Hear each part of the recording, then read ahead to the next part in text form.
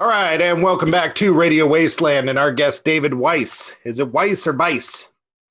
Weiss like ice. Weiss like ice. You know, Flat Earth is a topic that we haven't had on very often because, generally as hosts, we are skeptical, but we know that, and I mean not skeptical of Flat Earth, I mean skeptical of all the topics that we have on. We enjoy digging into them, but we do look at them and go, maybe. Maybe.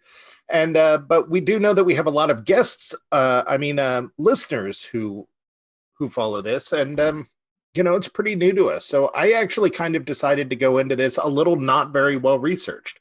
I had researched in the past and made up my mind, and so I decided to kind of come in a little clean on this one. Yeah, no preconceptions. Yeah, so that's good because the whole Flat Earth thing is a major mind. Am I allowed to swear? It's a total mind hump. A mind hub. Yeah, we'll call it mind hump. Oh God. And people have the people that don't understand, that think Flat Earth is stupid, have a false idea of what Flat Earth is. They think Flat Earth is a disc, floating in space. A flat planet with other round planets are all flat planets, and then it doesn't make any sense because of gravity. They think that, it's a turnip floating in space, whether it has a dome or not. But no flat earther believes any of this. This is disinformation, and it comes from the Flat Earth Society. And then other people are like, well, I saw the thing on Netflix. Well, Netflix did a complete deceptive, edited movie about Flat Earth to make it look stupid. It's complete and total lies about, what really happened. Mm-hmm. And the other thing they don't understand is their own model. They don't understand that, in the heliocentric world, we're spinning at 1,000 miles an hour. We're orbiting the sun at a 660,000 or 66,600 miles an hour. Yeah, 66,600 miles an hour. Interesting number. We're chasing the sun at 500,000 miles an hour, and the entire system's moving sideways at 1 million or 2 million miles per hour, right? All of those motions are happening, and, we don't sense any of it. Lakes look like glass, right? Crazy. Well, how could that happen with all of those motions, right? Well, those motions are happening. I don't hear you. I lost your sound. Are you muted? Oh, I don't think so. Kara, say something. You both went silent on me. I can still hear Chauncey. Oh, now I hear you. Oh, we could hear one another. All right. Well, now I hear both of you. Back? I get that, but all of the things you just said are true in a globe Earth as well, and with the gravity, this pristine lake and everything is somewhat explained. So, I guess let's reel it back for a second. Sure. How did we get here? We lived in a world that thought the Earth was flat, and then all of a sudden scientists go like, "Oh no, the Earth is round," and everybody goes, "Oh my God!" And then thousands of years ago, we thought that. Right. So how did we get back here, or did we even get back here? Was there always a belief in? Great question. All right. Good. So the answer is we've been lied to about all of our history. So back in February of 2020, I was interviewing a 102-year-old woman named Ruth about the World's Fairs, because she had been to the World's Fairs and she remembered being there. So she was telling me stories about when her 5th birthday party, and she remembered everything, and she knew the kids' names. I said, "Where'd you go to elementary school?" Name of the school, road it was on, teachers' names, kindergarten teacher, 1st grade teacher, kids in her class. I'm like, wow, I couldn't do that. And then I said to her, "What did they teach you in science about the Earth?" That's all I said. I never mentioned anything. And she looked at me, she goes, "They taught me the Earth was flat, but then they changed it." This was in Connecticut in the 1920s. We also found a woman from Croatia who said in the 1930s, she was a little younger, in the 1930s, all of the schools in Croatia were teaching flat Earth.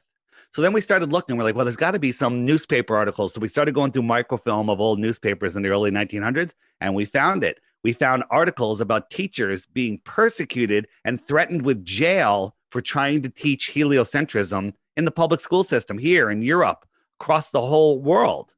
So the whole idea that we've known for 2,000 years is a lie. that lie comes from the story of Eratosthenes, right? Eratosthenes is the Greek mathematician that looked at the sun and said, well, these rays are coming in parallel, and he did his sticks and shadows experiment. You know what I'm talking about, right? Eratosthenes with the sticks and shadows. Well, the sticks and shadows experiment, he did this sticks and shadows experiment. To this very day, nobody's ever redone it, right? And I don't know why he thought the rays were coming in parallel whenever you see rays, this is what they look like. But he did this sticks and shadows experiment, and he did his calculation and said the Earth must be curved, and it must be round, and this is how big it is. And they got it within 2%. Carl Sagan pushed that in the 1980s in the show Cosmos. And so we did some research into Eratosthenes, and there's no mention in any mathematician's books, anything of him doing that experiment. The oldest book we could find was from the 1980s, and it was a Rockefeller textbook that was inserted into our indoctrination system and taught to all of the kids, right? But here's the problem. Even if he did the experiment, it doesn't matter, because on a flat Earth, we have a small local sun. So this is a sun on a flat plane that's right above this stick, and there's no shadow. This one has a shadow, right? If you put two little Bic lighters on your table and held a light bulb over one has a shadow. The other one, the sunbeam goes like that, and it has a shadow. One doesn't have a shadow, one does. You can do some math and figure out the sphericity of your table when you know it's flat. So it's a bogus explanation, but it's to make people laugh at flat Earth. Hey, we've known the Earth has been around for 2,000 years. Eratosthenes in ancient Greece figured it out. Nope, that's a lie. Okay, so saying that this is the case, I guess the initial question would be, why lie? Why? Why the lie?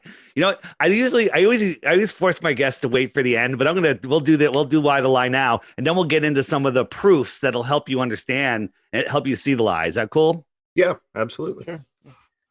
So they want us to believe that we live in this random Big Bang universe where nothing exploded, created everything. We evolved from a mere accident, from mutations. We turned into these magnificent human beings that we are, but all by random accidents.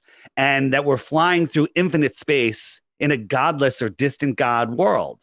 And that, we could be knocked out by an asteroid and we're going to run out of, dinosaur juice for our cars, where, that we are literally specks of dust in space with no meaning and no significance. When the truth is, we are at the center of creation. We are special spiritual beings having an experience here, and nobody has dominion over us. They don't want us to know that our thoughts create our reality. Our thoughts, are our own, and they're trying to control our minds. They have us in a prison. The ball is a prison. Okay.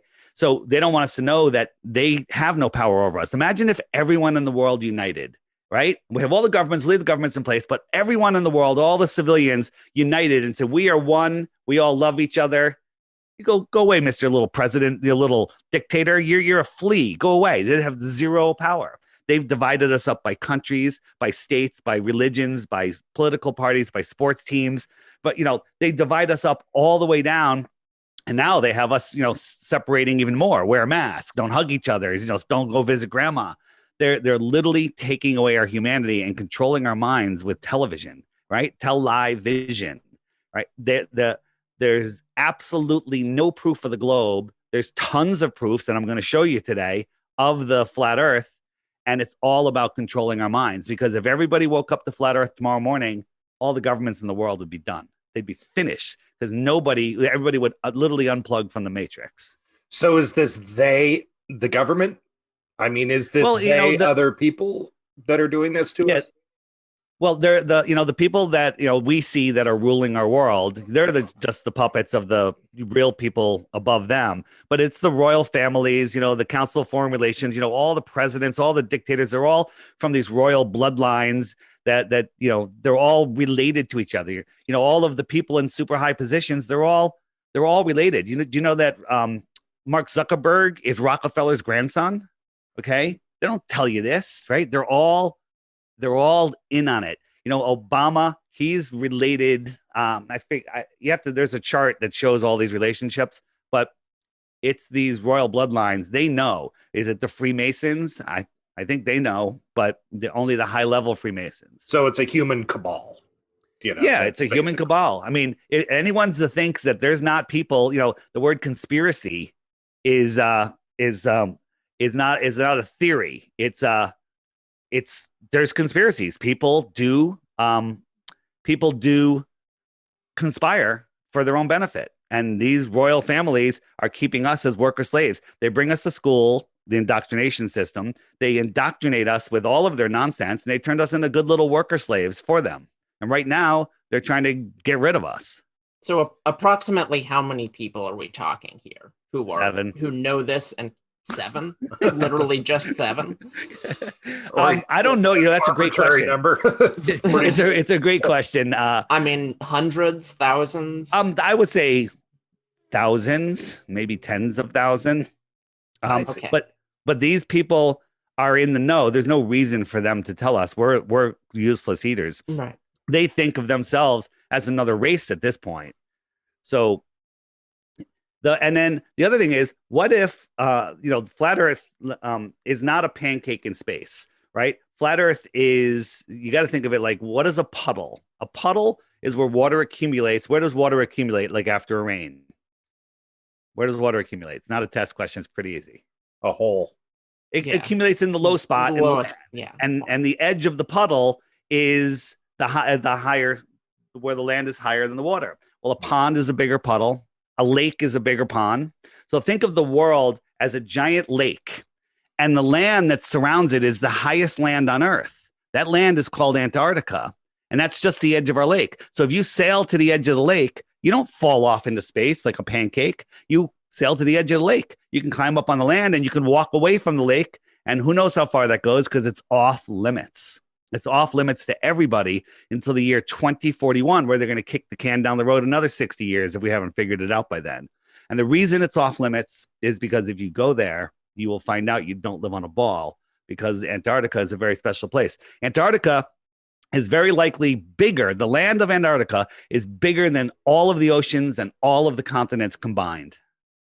So, okay. So if it is flat, are you saying that we possibly live on an infinite flat plane? Very possible. Okay. Here's the thing. We're going to talk about stuff that we can measure right here under our feet. We're going to talk about stuff beyond the shoreline of Antarctica, which we're going to have to speculate about. And we're going to talk about stuff higher than you and I can go, which we're going to have to speculate about. But there's tons of evidence of these things and experiments we can do to support them. Some people look at it and goes, maybe we live here. Antarctica is this ring, and maybe there's other worlds out here across the plane with their own sun. And maybe there's another ring out here with another sun. Some people think that maybe Mars and Venus are the sun out here, and Jupiter and Saturn are the suns out here. Okay. Again, I have a nitty gritty question, but what leaps to mind when I see this is, what about airline pilots? Yeah, good question. Which I'm sure is something you thought of. They commonly fly, over the North Pole or whatever to reach someplace. So yeah, so what is happening in the cockpit there? Yeah, most or many have no idea. They just think they're on top of this flat plane. I mean, this ball, and the Earth is so big that they don't notice the curvature. They actually think they see a curvature because their windshields are curved a little bit, and that'll curve your horizon. And they follow their GPS. But there's many, more and more every day, that are waking up to this. There's pilots that are filming, like when they're flying from California to Germany, they're doing time lapses showing where the sun is and how it never goes down. And it doesn't work on a ball. It only works on a flat Earth. And there's pilots that are figuring out the routes that they're taking make absolutely no sense on a ball. The Qantas pilots, they're figuring it out, and they say that they talk about it openly in their lounge, but they don't talk about it publicly because they'll lose their jobs. We interviewed a KLM woman pilot who was showing us all the reasons she knows the Earth is flat and stationary. Besides every FAA manual saying treat the Earth as a flat stationary plane, she she interviewed with us on our show called Globebusters, and then the next day she was fired. Right? So people, they don't want to lose their livelihood. But check this out: if you want to fly from Western Australia to Santiago, the quickest route would be just duck underneath the continent of Antarctica. I'm trying to find my picture. Just duck here, just fly across, right? Fly across Antarctica, or just go outside of Antarctica. If you don't want to fly over Antarctica, just take this short route at 50 degrees south or whatever that is. I was given to understand that's what they did. Yeah, well, no one ever, they don't do that. This is the route. They go all the way up to America. They go all the way across and all the way down, right? Worse than that, if you want to go from Eastern Australia, they go all the way up to Europe and Dubai. Then they go all the way over here, and then they go all the way down. And if you look at that on a flat Earth map, right here, they go all the way up across America, over to Europe, and to Eastern Australia. It's a straight line. And that's the route the planes take. So this is the route that planes take for direct now there are Australia to Qantas has a direct flight now, which caused made us wonder, like, how are they doing that? Their direct flight, they only have one aircraft, right? I think they have 2 or 3 of them, but it's only one special aircraft that has 7 layers of heat resistant paint. That's interesting. Maybe they're flying a little faster than they're telling us. And they go up, they fly at like 45,000 feet. Well, at 45,000 feet, there's circular winds that circle the Earth plane that go 200 miles an hour, give or take. Well, you put that tailwind on that with a plane that can fly 700 miles an hour, the plane routes make it. I'll show you those winds in a second when I share my screen. But the other thing is emergency plane landings prove the Earth is flat. Here's a flight from Wuhan, China, right? Here's Hawaii going to Colombia. You would think this is where they go. Well, right about here, there was a something happened. Someone had a heart attack or a baby or something.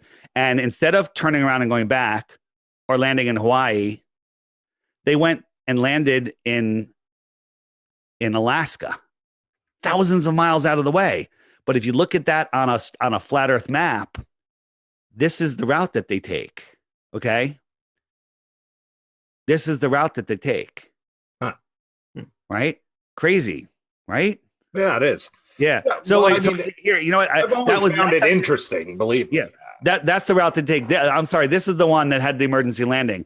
Tokyo to Mexico City, and they landed here when the emergency happened here. But if you look at Tokyo to Mexico City on a flat Earth map, it makes perfect sense now.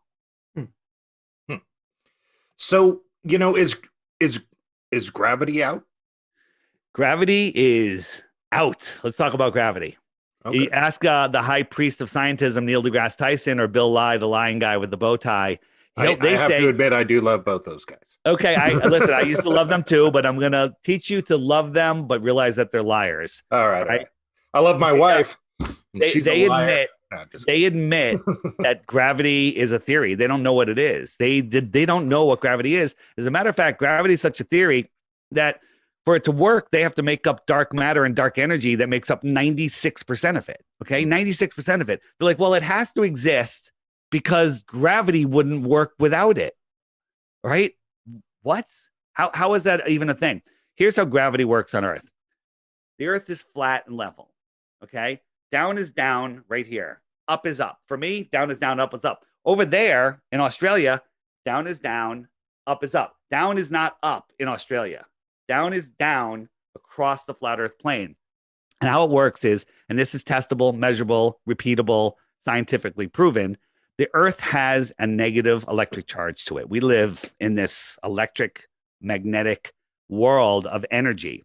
Well, the Earth has a measurable negative charge to it. That negative charge has a slight weak force that attracts things to it, right? So that establishes the downward direction, and then buoyancy and density sort everything out. If I had a basketball and a rock, and I held it in the air over a pool, and I dropped both of them fall through the air because they're more dense in the air. The basketball will sit on top of the water because it's less dense. The rock will go to the bottom of the pool because it's more dense. Down is down, up is up, and electrostatic force is what does it. You ever see those little triangle tinfoil things that they electrify and they float up in the air? right? No. It's not anti-gravity. They're just look it up, say anti-gravitic tinfoil triangle on YouTube. There's a million videos. And they charge it negatively, strong negative charge, and bam, it floats up in the air. It's not defying gravity. It's just defying the weak electrical charge of the Earth. Interesting, right? Yeah, I mean, it is, but, so are we saying that this is revisionist history okay, so basically what this sounds like is for years we knew the Earth was flat.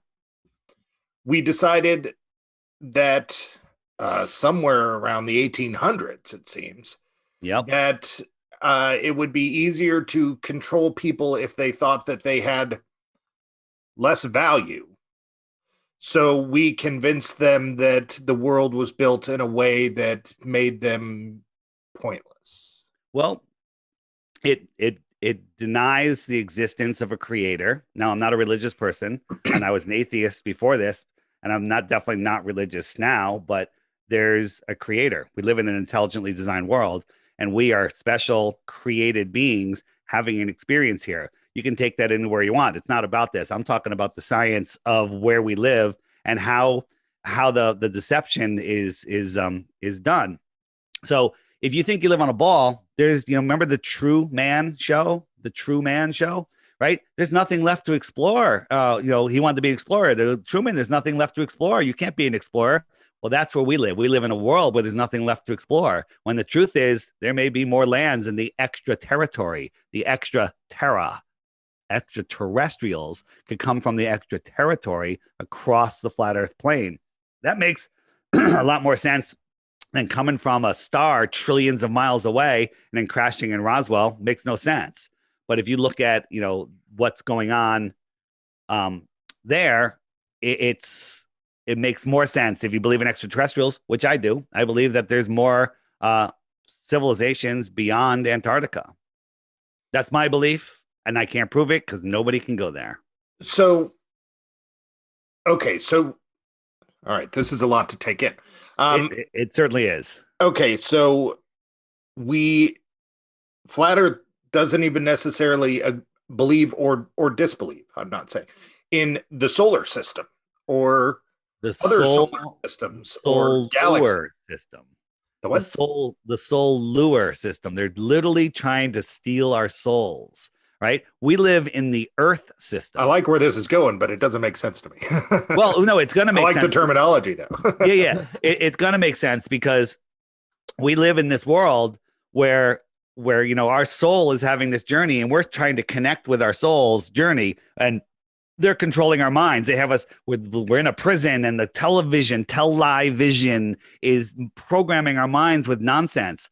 And so you remember the documentary with Keanu Reeves called The Matrix? Yeah, sure. Yeah. Right? So Neo at the beginning of the movie, he's depressed. He's separated from his soul. He doesn't know what's going on. He's living in the Matrix and he's not seeing the real world. He's living in a prison for his mind. So at the end of the movie, look at Neo then. He's discovered who he is, where he is, what he is, and the power of his own mind.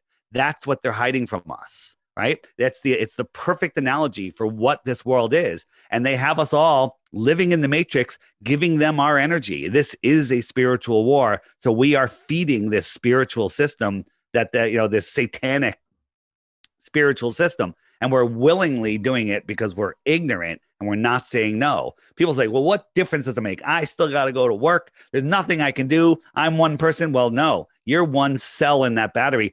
Disconnect. Take back your power. And if enough people do that, the entire thing will collapse and we'll get the world back.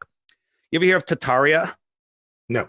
So Tartaria, it was a worldwide civilization that was advanced. They built buildings and they're still here today with towers and domes, things that we couldn't build today. But supposedly they were built in the 16, 17, 1800s when we had horses and buggies, right? We can't do it today with today's best cranes. But they built them back there with horse and buggies. No one really thinks about it.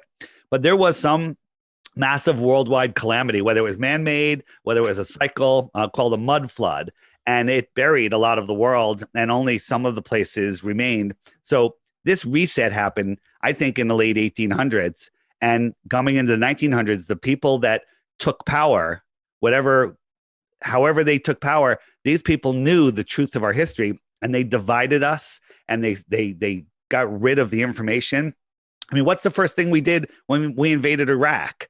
Remember, the first thing our guys did is went into the museums to protect the artifacts. No, they went into the museums to take the artifacts because Saddam Hussein had stuff that would prove our history is a lie, and they took it, right? This is all about controlling us and hiding our true history. And this whole thing is less than 100 years old. They introduced all the bankers' wars and the depression, and they really separated us because right now, Dave, with all the stuff going on in the world, why are you talking about flat earth? Why aren't you talking about this other stuff? And the truth is, if we get our freedom back, if we somehow beat this system, what if there's a military coup, whatever it is, if we get given our freedom, how long can we keep it if we're still in a prison for our minds? It's not going to be long. We'll lose it again if everybody thinks you live on a ball. Once you understand where you are and that you are the true center of creation, then we can take our world back. Okay, so there seems to be in this, we're convinced that the earth is flat.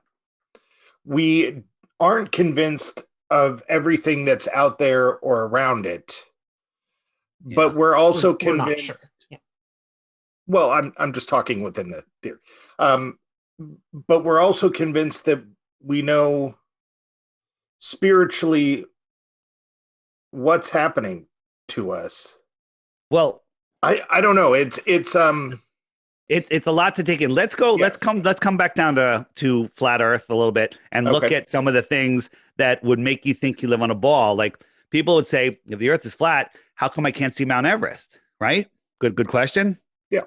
All right. So very good. You got it. So this is Aluja, France. We're looking out over the ocean, and out here should be Mount Canigou. It's out in that direction, but Mount Canigou is 175 miles away. If you look in the Earth curve calculator, the top of Mount Canigou should be a mile below this physical horizon. Okay. It should be a mile below it because the Earth is 24,901 miles around. But the sun migrates between the two tropics, and on 2 days a year, the sun lines up with this viewing spot and Mount Canigou. And as it moves into the distance, look at this. You start seeing, kind of looks like a cloud, but wait a minute. This is the exact shape of Mount Canigou. Here's Mount Canigou. Its light can't come all the way, push through. You can't see it. You just see sky because it's not bright enough. But when the sun backlights it, here it is. And the very top of this mountain should be a mile below this curvature. But there it is. So either there's two choices. The Earth is 1,000 times bigger than they say it is, or it's flat. Either one of those is a whole new world.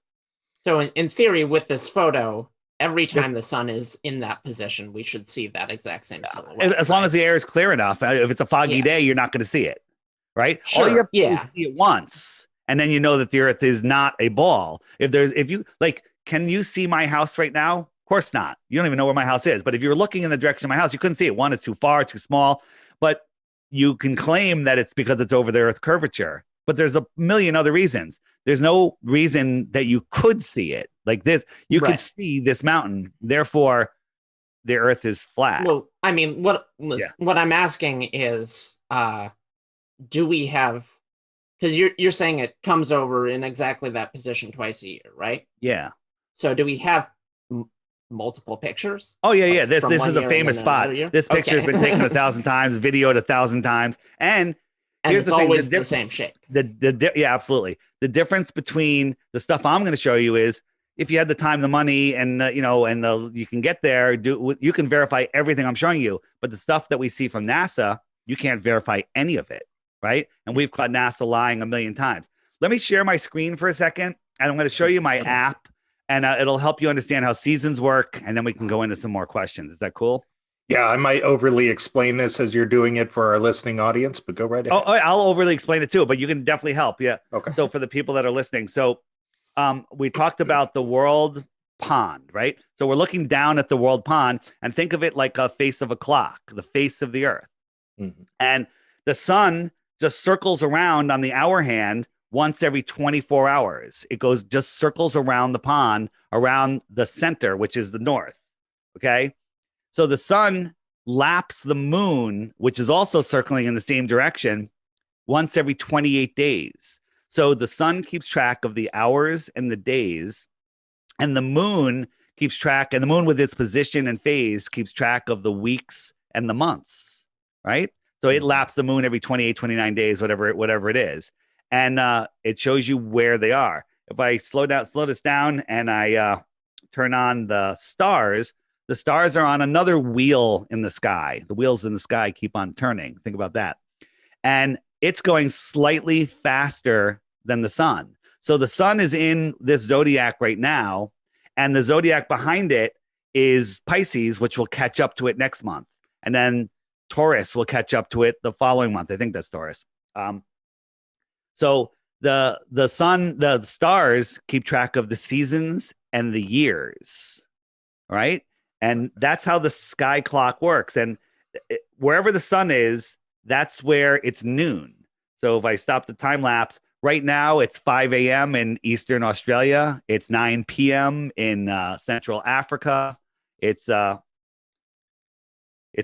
time is it? 2 o'clock in the Eastern United States. And so that's how the time zones work. So the one thing I want to show you is how the seasons work. There's this halfway between the center of the lake and the edge of the lake is the equator. It's just this red circle here. The inner, there's a smaller circle. The inner one is called the Tropic of Cancer. And the larger circle outside of the equator is the Tropic of Capricorn. Well, the sun migrates in between that throughout the year, every 6 months. In June, it's over the center. It's over the center line, closer to the inner northern countries. And that's when we have our summer, because the sun's closer to us, higher in the sky, like an airplane flying right over your head. Creating longer days. Creating longer days. And then 6 months later, the sun goes all the way out to the Tropic of Capricorn. We're having shorter days because the sun's farther away from us, like an airplane 30 miles to your south. It's lower in the sky, even though it's at the same altitude as the one over your head. It's lower in the sky, but it's high in the sky over the outer southern world because it's their summer. It's right over their head. It's going right over, South Africa and over Australia. So that's how they have their summer. I have a question about this, if you don't mind. Go ahead. Mechanically, this makes sense. It does. Yes. I look at it, it makes sense. But it's also mechanically, is it mechanically made? Well, you know what? It's intelligently designed. We'll talk about that in a minute. Right. The center of the flat Earth is the north. So some people believe that there's a magnetic mountain there, including myself, but there's a magnetic force at the center of the pond. So every direction away from the center, every direction away is south. South is every direction away from the center. And if you had a compass, the compass needle would always point towards the center. And when you go away from the center, you're heading south. The compass needle always points towards the center. So when you go east, you try to dead reckon 90 degrees east, you have to keep turning to the left, because 90 degrees is a circle. So you can circumnavigate the world going east or west. You can even go straight north, and as soon as you pass the North Pole, you're going south, and now you're in Japan. Okay? But what you can't do on a flat Earth is you can't go from Santiago, Chile, south and pop up over in Australia. And nobody's ever done that. That's interesting, right? No one's ever done that. When I showed you before. Last thing, and then I'll get out of here. Every day, this app will serve you videos that YouTube will not serve you. YouTube and Google is hiding all of the good information. If you Google Flat Earth, you'll end up at the Flat Earth Society. You'll end up with all ridiculous, horrible, hit pieces that will tire your mind out, and you won't search Flat Earth. Every day on this app, there's a featured video. I do longer ones on the weekends, short ones during the week. And what I tell people is take the Flat Earth app challenge. Watch the video every day for just 2 weeks. And then at the end of that, if you think you have one globe proof, you can send it to me. And if you have a globe proof, I will give you a Bitcoin or 100 ounces of silver. Okay? That is you have my word on that. But before you do that, you have to hit the question mark. And up comes all of the questions you're going to ask. Like, what about eclipses? Where does the sun go? What about ships over the horizon? Right. Right? Or why the lie? If I click why the lie, up come a playlist of videos that Google will not serve you. And these videos will blow your mind when you watch them. So again, don't believe anything I say. Verify everything I say. Verify everything. In it, also, if you hit the web button, up comes a whole bunch of other resources. All my interviews, including this one, will be on the interviews button. And on the bottom right, if you look, there's mud floods in Tartaria. If you want to learn about that, you know that the Transcontinental Railroad wasn't built; it was excavated. Interesting, right? A playlist in different languages. So we're building more on that. Does a whole bunch of things. But here's the current winds over the earth. So, you know, they show us the trade winds that go up and down, you know, these big sine wave. This is what they really look like. They make perfect circles around the earth. And that pink and white area, those winds are going like 200 miles an hour. So if you want to fly from Santiago, you just get in your plane that goes pretty fast already, get into these winds, follow this around, and you're over in Australia, and your flight makes perfect sense. So how do people get this app? So the app is on Google Play. You have to have an operating system 8.0 or higher. And it's also on Apple App Store. You have to have an iPhone 6 or better. It is $2.99. I've put tens of thousands of dollars into this. So if you don't want to buy it, that's fine. You can get the information from my website.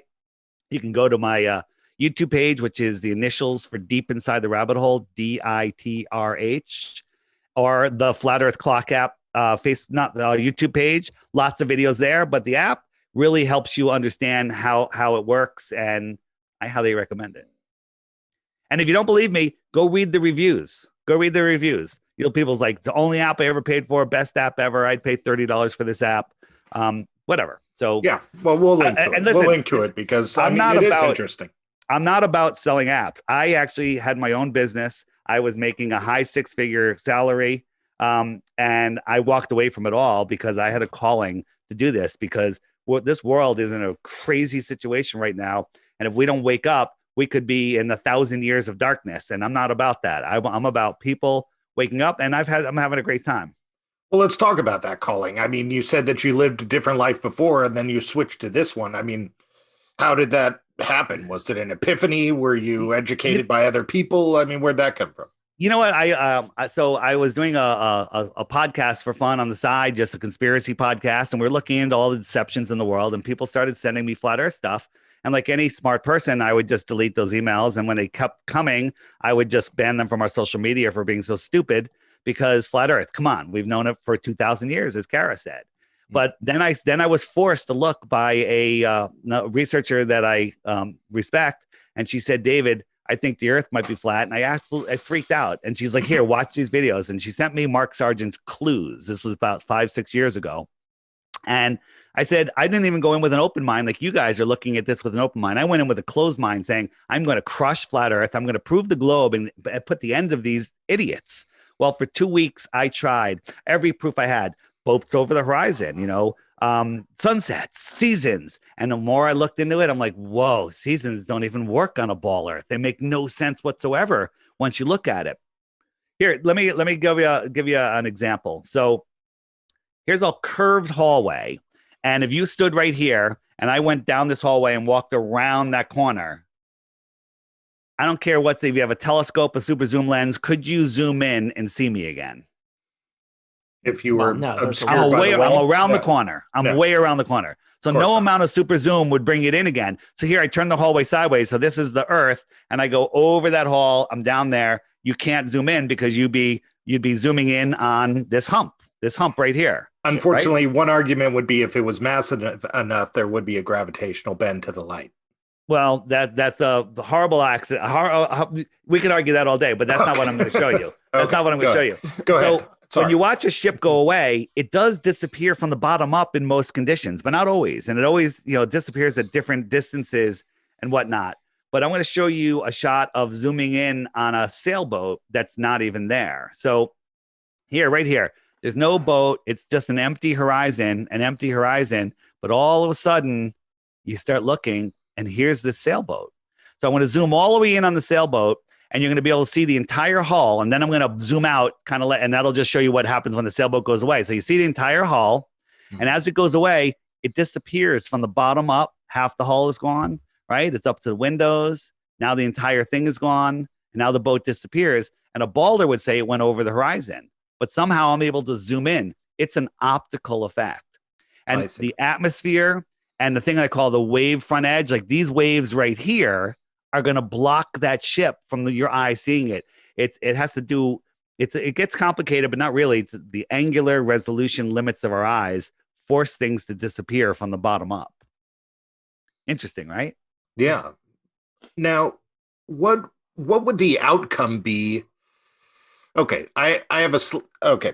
I'm going to back it up to another question. It is Andrea told me it was potentially worded insultingly, so I'm going to word it as nicely as possible. Go ahead. Okay. Everyone I've seem talked like a guy with thick skin, so you're everyone I've talked to in my personal life about flat Earth, in my personal life, like my friend circles, is a little nutty. And I'm wondering, is it because there is a large nutty fringe to flat Earth belief, or is it because a person like me automatically perceives that person as nutty? Well, what's the definition of nutty? Somebody that doesn't follow the mainstream ideas? Somebody Crazy. that, I mean, mentally ill. Okay, that's and I'm not trying to be insulting. This is the perception. So a lot of the people mentally ill. Do I come off as mentally ill? No, but you're not in my personal life. I don't know you personally. So there are people that are a bit nutty that get this, right? And there's people that are PhDs. We spoke with a Harvard PhD graduate yesterday. He's all on board. I just listened to the new episode on Veritas Radio, which is a great podcast. And this guy just completely crushed the globe. And that wasn't even his topic. It's unreal. But the thing is, there are nutty people in there. You get 100 people together, there's going to be 10 nuts in there, no matter where. That's for sure. I agree with that. Certainly true.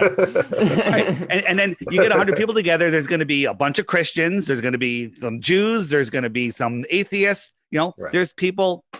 This isn't a religious thing, but there are a lot of Christians in flat Earth because the Bible supports the flat Earth a lot. So let's look at NASA a little bit and some deceptions that they do, just so you can get over. Yeah. So you look like you're close to my age. That when the moon landings happen, this is the moon lander with 2 grown men in there in diapers coming to meet up with the lunar orbiter. Mm-hmm. Does this crappy animation hold up for you? I mean, look at the movements of this thing. This is from NASA's website. I always ask people, is this actual footage or is it from a South Park movie we went to the moon that they didn't use because the animation wasn't good? And everybody picks the second one. Everyone always picks the South Park because they can't believe that is actual footage. Mm-hmm. This is nonsense. And then so people say, well, what about the space station, right? So on the space station, there's so many deceptions when they there's so many to pick from.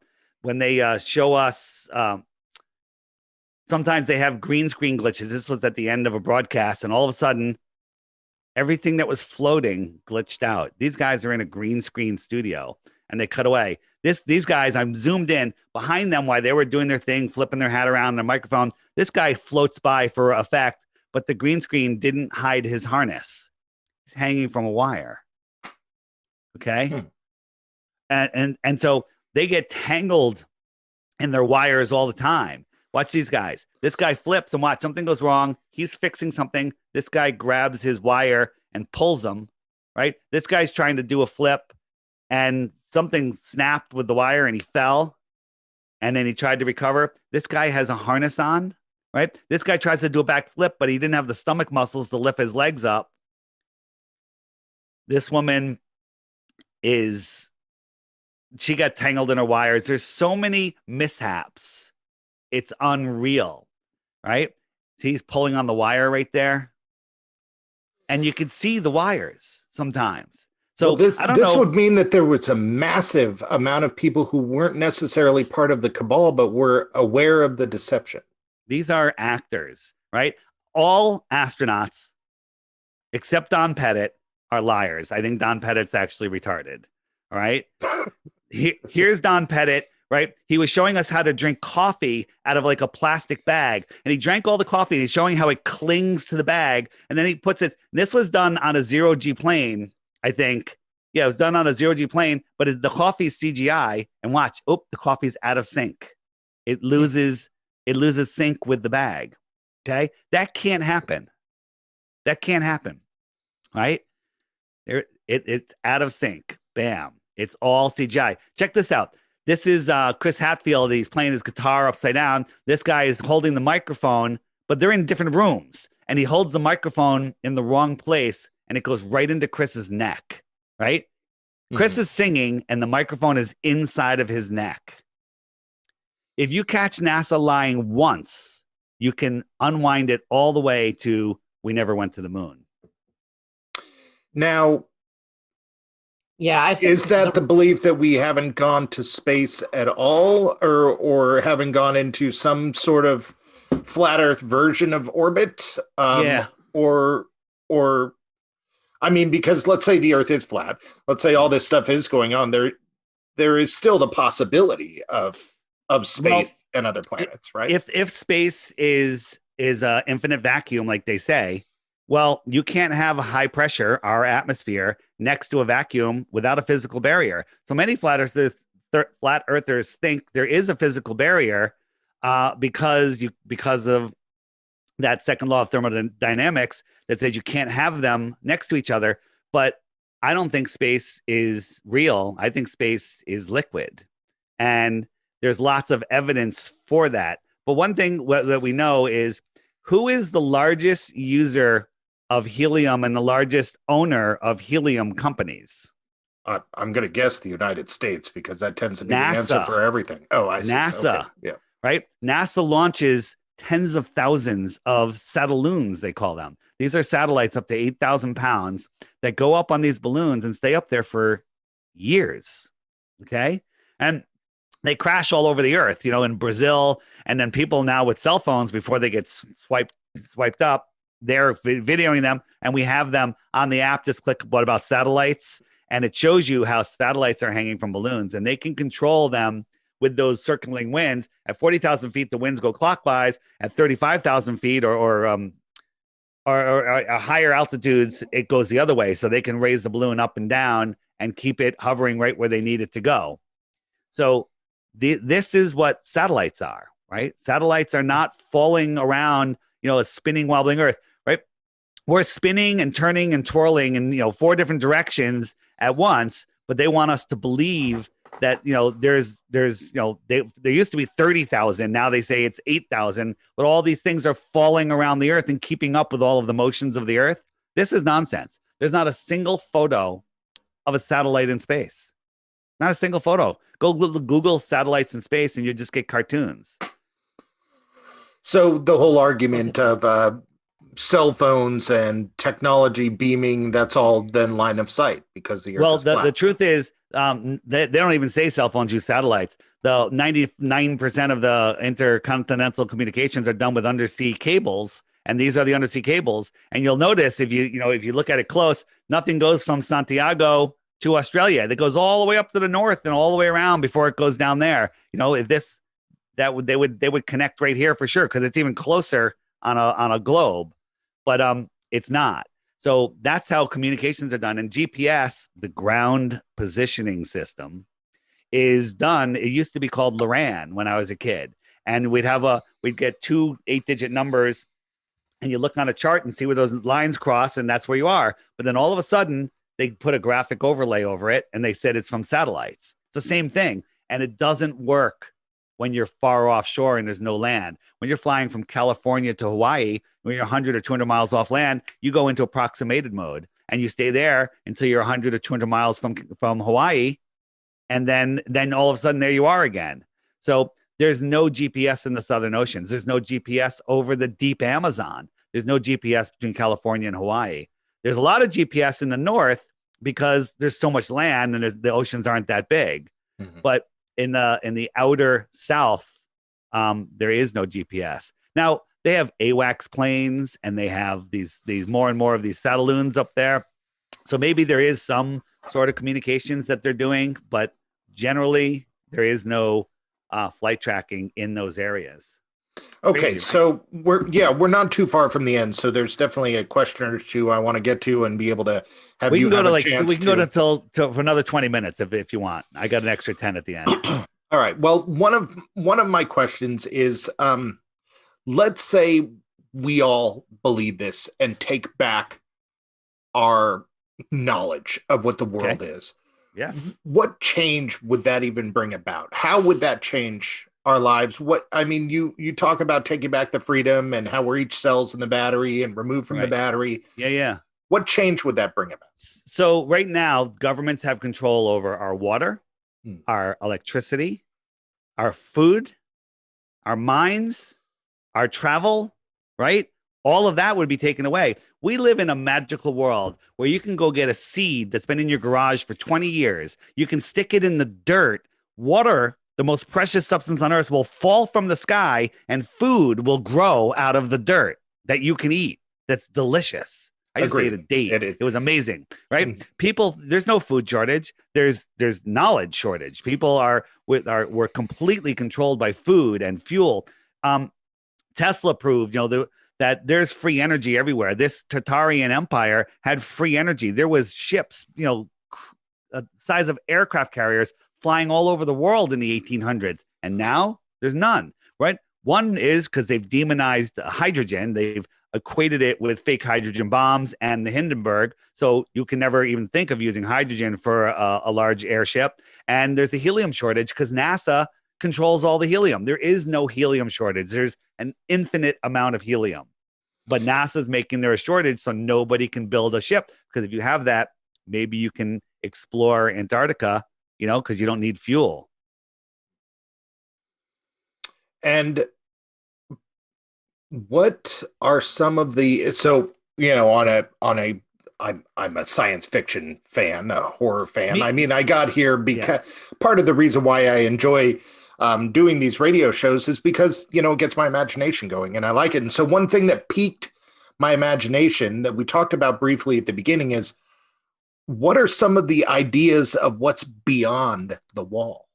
Yeah. So I'm a big fan of this, with the map I showed you a little while ago, the ring theory, where there's other worlds, beyond. There's a story called it was in Florida Magazine. It was a series of articles written by somebody that had gone to Antarctica, found like a opening called, the Summer's Gate, and they went through, and then they were lost at sea for a month, and then they found this other land, and a boat came out and met them, and they're like, "Where are we?"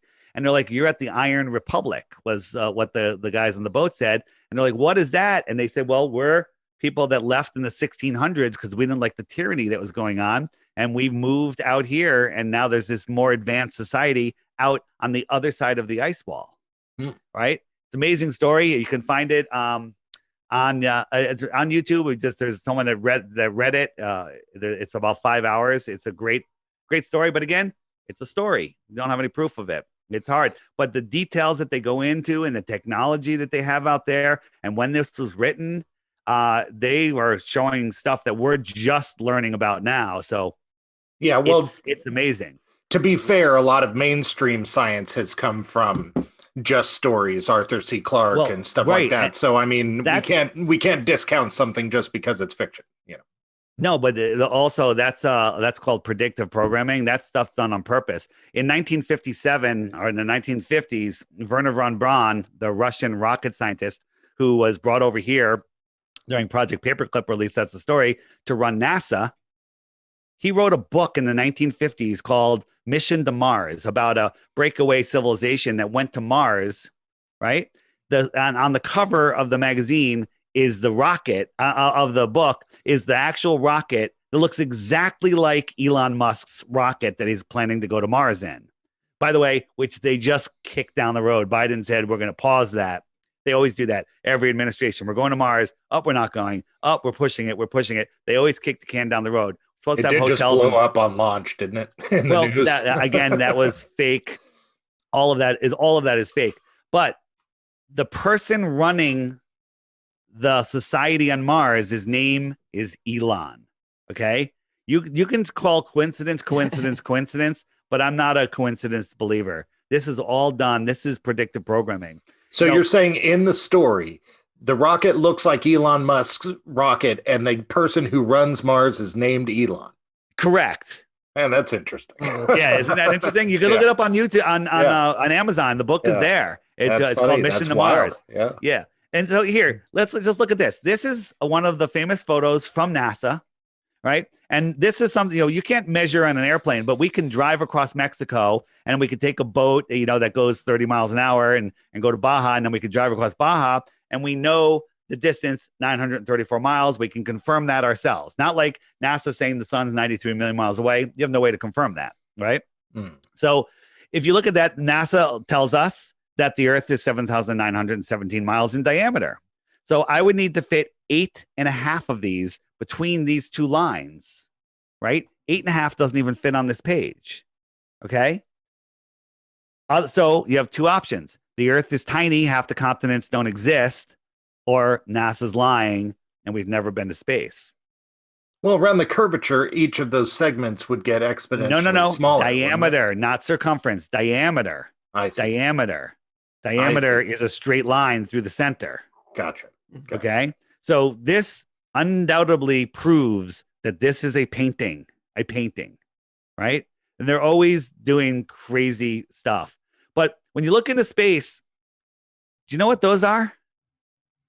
Those are stars. Those are stars, right? They're lying to us about what stars are. They're points of energy that have geometric patterns to them. This is the star Arcturus. This is one of my favorites, right? Arcturus. It's like, what is that, right? Have you ever heard of star in a jar, where they take a jar and they focus sound beams into it, sound waves, and then these little stars appear that look just like little suns in the water. Okay. So we're seeing some crazy stuff in space. But here's something like you have to think this through. So if the sun was very close to us, okay, if we moved in the heliocentric world, if we moved the sun right up to Earth, it would look like this. It would fill the entire sky, right? Right. Forget about burning up. This is just an example, right? It would fill the entire sky. Then you move it to where they say it is, 93 million miles away, and it becomes the size of a coin held at arm's length, right? It's tiny. So it reduced. Why? Because it got farther away. When I move my hand farther away, it gets smaller. Perspective. Bam. Sure. Perspective. Right. So if I doubled the distance, how much smaller would that get? 4 times.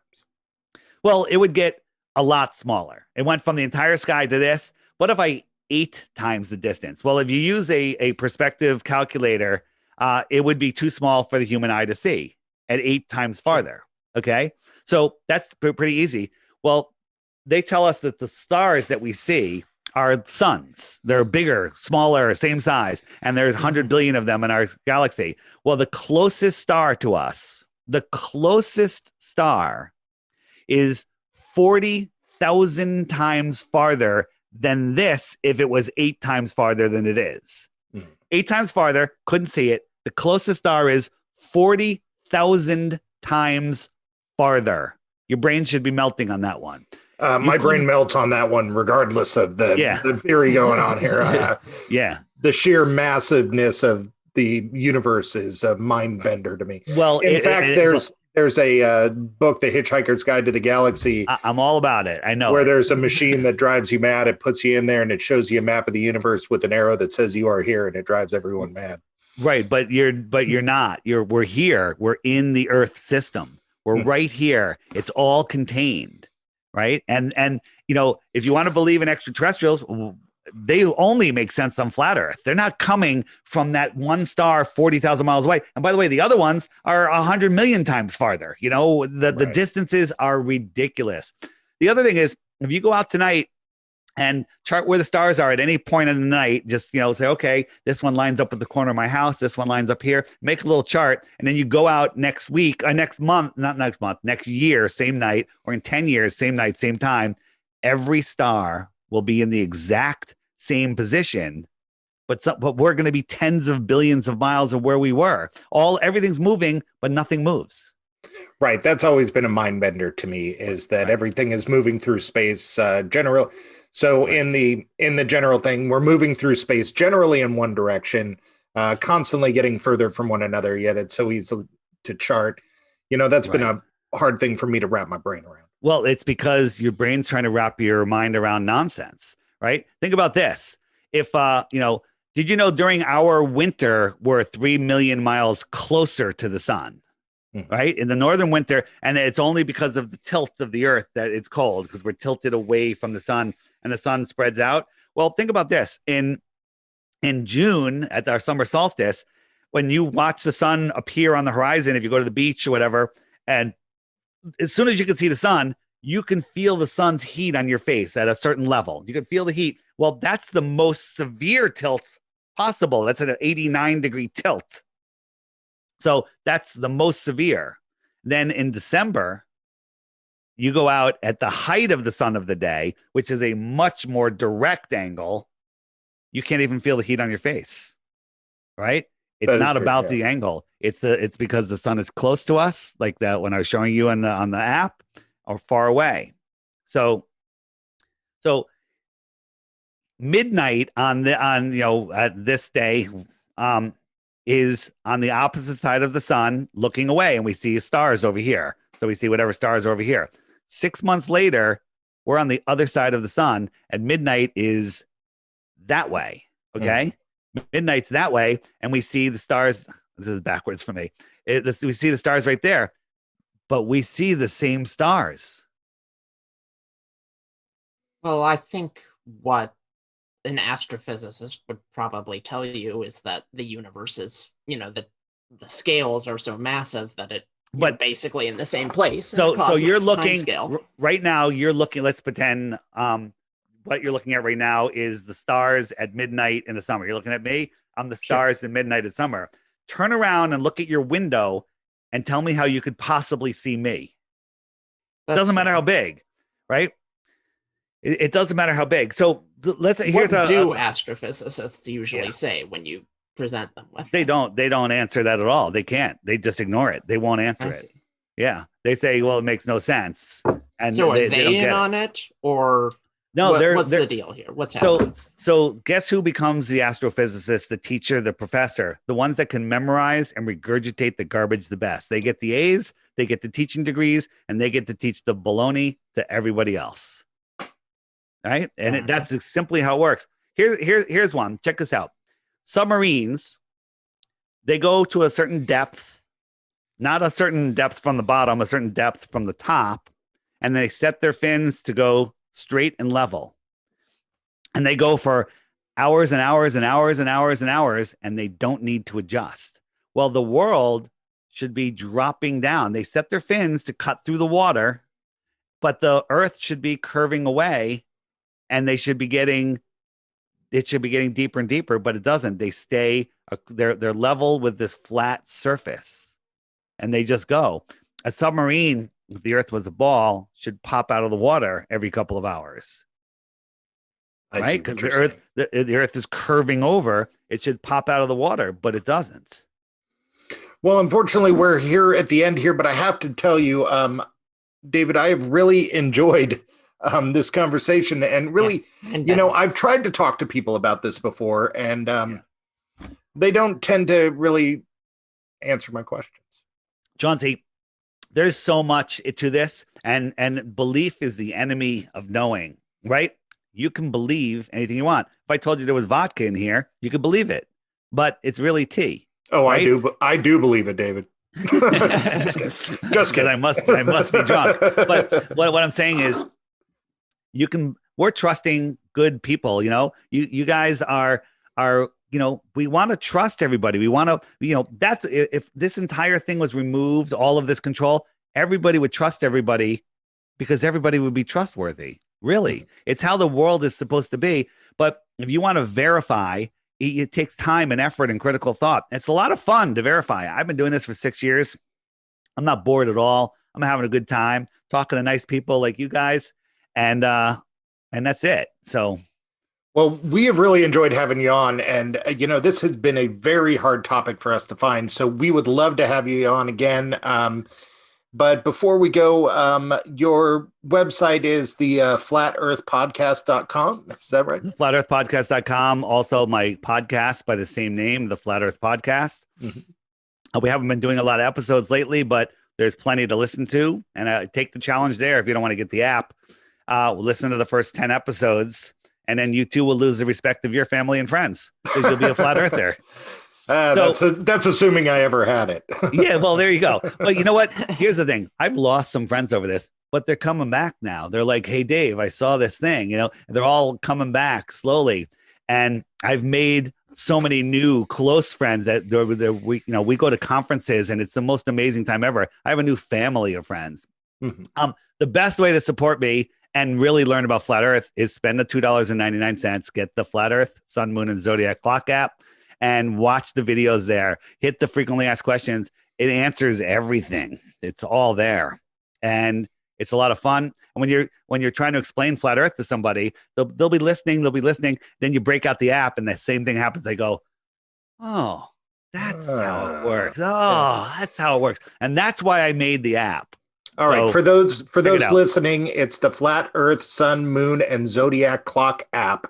And it's available both on the Google Play App Store and the Apple. And Store. It's by Blue Water Bay. Remember that, because on the Google Store, there is a bunch of globe trolls that have made another app for free with the same name, and it's horrible. Feel free to get it, but don't send me an email saying your app sucks, because it's not my app. All right.